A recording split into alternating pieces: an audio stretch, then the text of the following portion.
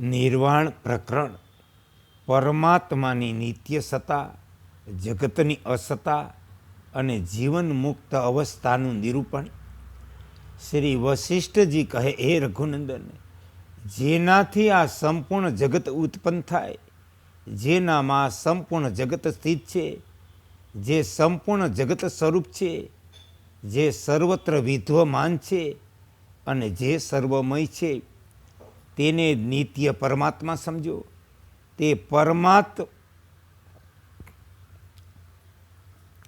તે પરમાત્મા અશ્રદ્ધાળુના માટે દૂર હોવા છતાં શ્રદ્ધાળુના માટે નજીક છે. તે સર્વવ્યાપી હોવાથી બધાયમાં સ્થિત છે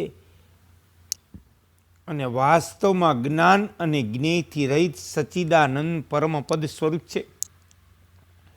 તે જ પરમપદ બધાયનું અંતિમ ધ્યેય છે.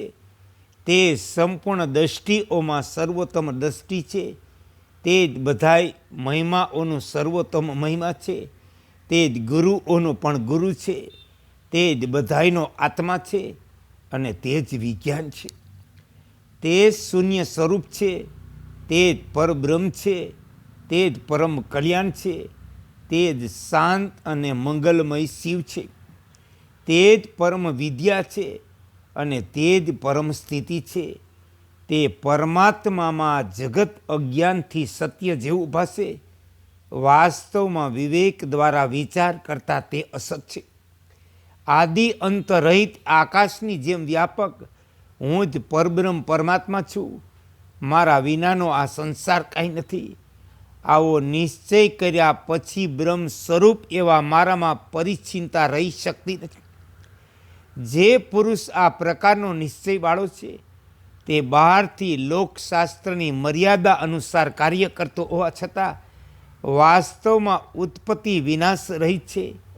જેનું મન અત્યંત સમભાવમાં લીન થાય, ન ઉદિત થાય કે ન અસ્ત પામે, જેની બુદ્ધિમાં મનનો અભાવ છે, તે મહાત્મા બ્રહ્મરૂપ છે. એકમાત્ર બ્રહ્મ ભાવથી અદિતિ પરમ પદ પર આરૂઢ થયેલ તે મહાત્મા વ્યવહાર કરતો હોવા છતાં પણ ક્ષોભને પ્રાપ્ત થતો નથી. જગત સાથેના વ્યવહારમાં પણ જે પુરુષના હૃદયમાં માન અપમાન, સુખ દુઃખ વગેરે વિકારો લગીરે થતા નથી, તે પુરુષ મુક્તિનો અધિકાર.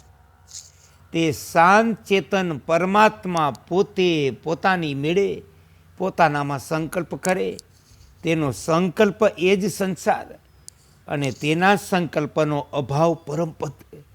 તેથી પરમાત્માના સંકલ્પનો અભાવ થવાથી આ સંસારનો અભાવ થઈ જાય.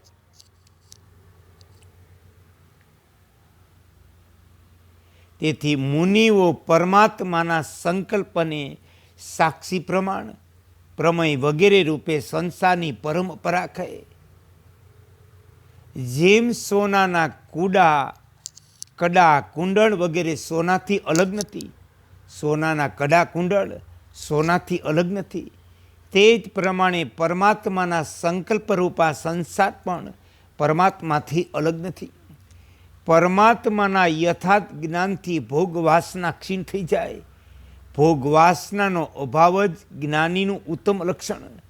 જ્ઞાન અને વૈરાગ્યના કારણે તત્વજ્ઞ પુરુષને સંસારના ભોગોમાં સ્વાભાવિક રીતે રુચિ હોતી નથી. આ સંસાર સર્વાત્મ સ્વરૂપ પરમાત્મા છે. આ પ્રકારનો જેના હૃદયમાં દઢ અનુભવ છે, તે જ જીવન મુક્ત છે. આ જીવાત્મા જ્યાં સુધી અજ્ઞાન છે, ત્યાં સુધી તે વિષય ભોગમાં સ્થિત રહી સંકલ્પ કરતો રહે.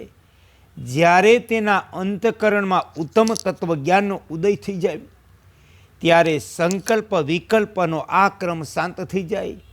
સ્વયં પ્રકાશ ચૈતન્ય રૂપ સંપૂર્ણ પદાર્થોનો આશ્રય અને વિષયોની આસક્તિ રહિત શુદ્ધ ચેતનનું જે સ્વરૂપ છે, તેને તમે પરમપદ જાણો.